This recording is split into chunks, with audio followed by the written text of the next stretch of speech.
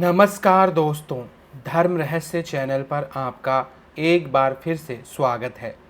आज हम जो विशेष साधना और उसकी जानकारी लेकर उपस्थित हुए हैं, इसे हम तारा साधना कहते हैं।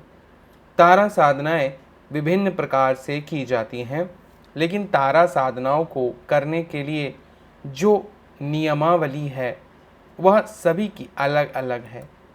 पर आज मैं जिस तारा देवी की साधना के विषय में आप लोगों से बात करूंगा, इन्हें हम तारा तूरी साधना के रूप में जानते हैं। और जो देवी हैं, यह बौद्ध धर्म की वज्रयान शाखा में भी मानी जाती हैं और हिंदू धर्म में भी तांत्रिक देवी के रूप में इन्हें जाना जाता है। तारा देवी अपने जो स्वरूप है इनका, इसमें बहुत ही भयानक दिखाई पड़ती हैं और इनका जो मूल मंत्र है वो ओम ह्रीं स्त्रीं हूं फट है। ये तारने वाली तारण देवी के रूप में जानी जाती है, अर्थात यह मोक्ष अवश्य ही प्रदान करती हैं। तारा महाविद्या की जो साधना है वो 12 बजे से मानी जाती है। इनके बहुत सारे रूप हैं और इन्हें तारा, एक जटा, नील सरस्वती, विभिन्न रूपों में इनकी चर्चा की गई है। कहते हैं हयग्रीव का वध करने के कारण इन्हें नील सरस्वती भी कहा जाता है। भगवती तारा नील वर्णा, नील कमलों के समान 3 नेत्रों वाली, हाथों में कैंची, कपाल, कमल और खड्ग धारण करने वाली, व्याघ्र चर्म से विभूषित है। कहते हैं तारा देवी का प्रादुर्भाव मेरु पर्वत के पश्चिम भाग में चोलना नाम की नदी के चोलत सरोवर के तट पर हुआ था। महाकाल संहिता के राम यानी कि कामकला खंड में तारा जो वर्णन किया गया है, यह कहा जाता है कि चैत्र शुक्ल नवमी की रात्रि तारा रात्रि के नाम से जानी जाती है। गुरु वशिष्ठ जी जो थे, इन्होंने ही सर्वप्रथम माता तारा की साधना की थी, इसलिए इनको वशिष्ठा आराधिता भी कहा जाता है। उन्हें अदृश्य शक्ति से संकेत मिला कि वे तांत्रिक पद्धति से चिनाचारा साधना करें और फिर उन्हें तांत्रिक सिद्धि के आधार पर इन्हें सिद्ध किया। उग्र होने के कारण देवी को उग्र तारा भी कहा जाता है।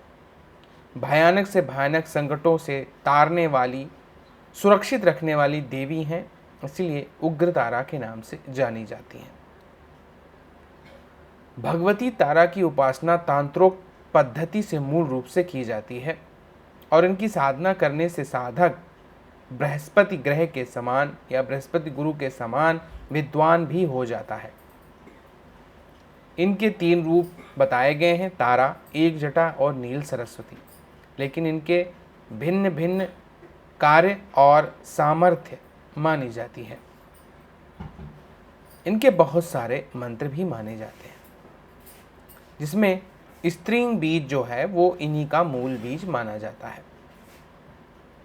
माता तारा भगवान शिव के समान शीघ्र ही प्रसन्न होने वाली, न सिर्फ हिंदू संप्रदाय में बल्कि बौद्धों में, तिब्बती बौद्धों में बहुत ज़्यादा महत्व रखती हैं। तारा जयंती चैत्र मास की 9वीं तिथि को मनाई जाती है। इसे तारा रात्रि भी कहते हैं। चैत्र मास की 9वीं तिथि शुक्ल पक्ष के दिन तारा देवी की साधना करना भी तंत्र साधकों के लिए सिद्धि कारक माना जाता है। इसके अलावा गुप्त नवरात्रि जो भी आती हैं, उनमें माता तारा की साधना विशेष फलदायी मानी जाती है। तारापीठ जो पश्चिम बंगाल वीरभूम में है, यह एक शक्तिपीठ है और देवी सती की तीसरी आंख यहीं पर गिरी थी।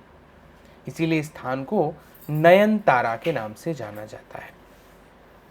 प्राचीन काल में महर्षि वशिष्ठ ने इसी स्थान पर देवी तारा की उपासना करके सिद्धियों की प्राप्ति की थी और इस मंदिर को वामा खेपा नाम के एक साधक ने सिद्ध किया था और देवी माँ की तारा सिद्धियां उन्होंने हासिल की थी और माँ के रूप में उन्हें प्राप्त कर लिया था। महिषी उग्र तारा ये बिहार में स्थित है और बिहार के ही सहरसा जिले में महिषी ग्राम में उग्र तारा का सिद्धिपीठ विद्यमान है। इसी तरह तारा देवी मंदिर कांगड़ा हिमाचल में भी है और कांगड़ा नामक स्थान पर वज्रेश्वरी देवी शक्तिपीठ, जहाँ पर देवी माता सती का बायां स्तन गिरा था, माता वज्रेश्वरी देवी को नगरकोट की देवी कांगड़ा देवी के नाम से भी जाना जाता है। इनकी अधिष्ठात्री देवी त्रिपुरा, काली और तारा को माना जाता है। इसके अलावा देवी तारा का जो प्रादुर्भाव है वह कैसे होता है सभी जानते हैं। एक पौराणिक मान्यता के हिसाब से जब समुद्र का मंथन हो रहा था तो उस वक्त सबसे खतरनाक हलाहल विष प्रकट हुआ था। इस हलाहल विष को ग्रहण करने की सामर्थ्य संसार में किसी के पास भी नहीं थी। केवल भगवान शिव ही इस जहर को पीने के लिए तत्पर हो गए, क्योंकि वह तामसिक गुणों को अपने अधीन रख सकते हैं। तामसिक गुणों को संसार में कोई भी देवी या देवता अपने अधीन रखने की सामर्थ्य नहीं रखता था। तब भगवान शिव ने इसे ग्रहण तो कर लिया, लेकिन इससे उनके शरीर में काफ़ी जलन, तकलीफ और उग्रता आने लगी। तब देवी तारा ने ही आकर इनके कंठ में उस विष को रोक दिया था।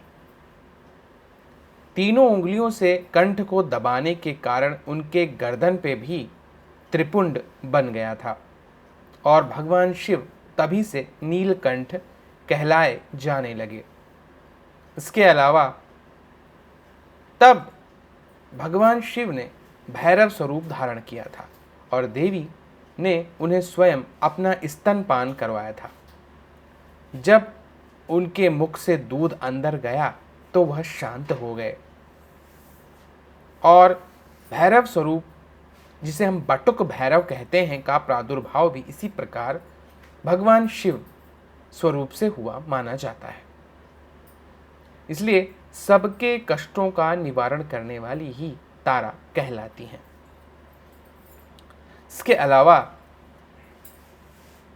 भगवान शिव से माता पार्वती का जब वार्तालाप होता है तब वह कहते हैं कि स्वर्गलोक के रत्न द्वीप में वैदिक और कल्पोक्त तथ्यों के विषय में जब वह देवी काली के रूप और प्रभाव को सुना रहे थे तब उन्होंने कहा, देवी आप महाकाली का स्वरूप हैं। आदिकाल में आपने ही भयंकर मुख वाले रावण का विनाश किया था। तब आश्चर्य युक्त होकर देवी ने पूछा, तब मैं क्या थी? तब भगवान शिव कहते हैं, आप तारा नाम से विख्यात हुई थी। समस्त देवताओं ने आप ही की स्तुति की थी। उस वक्त हाथों में खड्ग, नरमुंड, वार, अभय मुद्रा धारण किए हुए, मुख से चंचल जिह्वा बाहर आकर विकराल स्वरूप में आप प्रकट हुई थी। सभी देवता भय से आपके सामने हाथ जोड़े खड़े थे। आपके भयंकर रूप को देखकर और आपको शांत करने के लिए ब्रह्मा जी आपके पास गए। ब्रह्मा जी के साथ देवी लज्जित होने लगीं। तब खड्ग से लज्जा निवारण की चेष्टा होने लगी थी। तब रावण वध के समय आपने ही रुद्र रूप में नग्न होकर संसार का विनाश किया था, राक्षसों का वध किया था। तब ब्रह्मा जी ने आपको व्याघ्र चर्म प्रदान किया था, क्योंकि आपने बहुत ज़्यादा भक्षण राक्षसों का किया, उन्हें खा गईं इसीलिए आपका पेट बाहर निकल आ गया था। इसी कारण आप लंबोदरी यानी लंबे उदर पेट वाली स्वरूप में प्रकट हुई थी। वास्तव में राम तो केवल निमित्त मात्र थे। राम की विध्वंसक शक्ति तारा आप ही थी, जिन्होंने लंकापति का वध किया था। इस गोपनीय रहस्य को कोई नहीं जानता, इसलिए सभी जो दिखता है उसे ही सत्य समझते हैं। आप ही हर स्वरूप में हर देवता के साथ शक्ति प्रदर्शन करती हो, इसलिए तारा देवी के रूप में सभी को तारने वाली और तारणा हो। इस प्रकार हम इस व्याख्यान से समझ सकते हैं कि कैसे देवी तारा का वर्णन है, उनका प्रभाव है। अब हम बात करते हैं देवी तारा के इस साधना के विषय में, जिसे हम तारा का तूरी स्वरूप कहते हैं। असल में इन्हें तारा तूरी इसलिए कहा जाता है क्योंकि जब तुरीन संध्या होती है, अर्थात रात्रि के 12 बजे का समय, तब यह शक्ति जागृत होती हैं। इसलिए तारा तूरी साधना के लिए रात्रि 12 बजे का समय उपयुक्त होता है। साधक अगर हो सके तो शमशान भूमि में, अथवा आप शमशान भूमि में जाएं, वहाँ से विधिवत रूप से शमशान की आज्ञा आशीर्वाद प्राप्त कर योग्य गुरु को निर्देशन में वहाँ से शमशान की मिट्टी ले आएं। अथवा अगर आप सहज और सात्विक भाव से साधना करना चाहते हैं, तब देवी तारा की साधना के लिए अपने घर के ही किसी कमरे में पूरे कमरे को गुलाबी रंग से पुतवा दीजिए और किसी का भी वहाँ आना जाना पूरी तरह बंद कर दीजिए। वहाँ पर देवी तारा के विग्रह मूर्ति को स्थापित कीजिए। सामने शुद्ध घी का दीपक जलाइए और उसी के सामने बैठकर देवी के तारा तूरी स्वरूप की साधना कीजिए। आप इसके लिए गुलाबी हकीक माला अथवा रुद्राक्ष की माला का इस्तेमाल कीजिए। सर्वथा नग्न होकर ही साधना कीजिए, क्योंकि माता तारा स्वयं दिगंबरा हैं। देवी तारा की साधना आप गुप्त नवरात्रि से प्रारंभ कर सकते हैं, क्योंकि यह सबसे अच्छा समय होता है देवी की साधना करने के लिए। देवी तारा की साधना जब भी करें, सबसे पहले देवी का ध्यान करें। उनके ध्यान को अच्छी प्रकार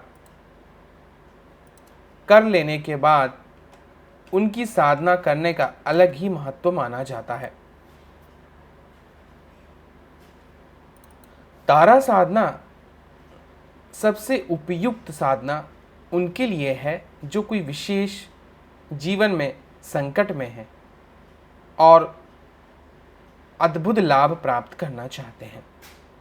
इनका सात्विक और राजसी और तामस तीनों ध्यान किए जा सकते हैं।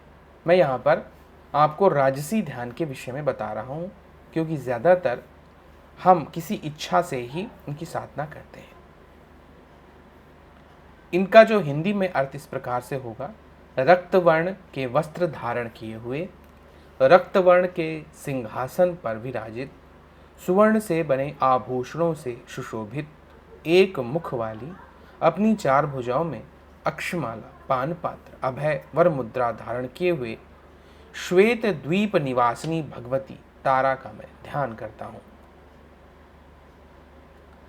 देवी की जब साधना करने बैठेंगे तो विनियोग इस प्रकार से करेंगे। सबसे पहले आप तांबे के लोटे में जल अपने हाथ में लें और अपने हाथ में उसे बाएं हाथ में पकड़ के दाहिने हाथ में गिराते हुए विनियोग पढ़ेंगे। ओम अस्य श्री तारा मंत्रस्य अक्षोभ्य ऋषि वृहति छंदः तारा देवता ह्रीं बीजम हुं शक्ति आत्मनो अभिष्ट सिद्ध्यर्थ तारा मंत्र जपे विनियोगः।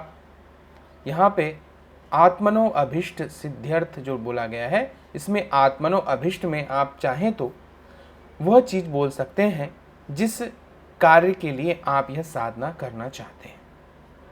इसके बाद ऋषिन्यास करेंगे। ओम अक्षोभ्य ऋषे नमः शिरसी, यानी आप अपने सिर को छुएं।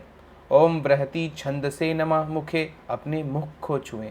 ओम तारा तूरी देवताय नमः हृदय, अपने हृदय को छुएं। ओम ह्रीं बीजाय नमः गुहे, अपनी गुहा को छुए। ओम हुं शक्तय नमः पादयो, अपने पैरों को छुए। ओम स्त्रीं कीलकाय नमः सर्वांगे, अपने सभी अंगों को छुइए।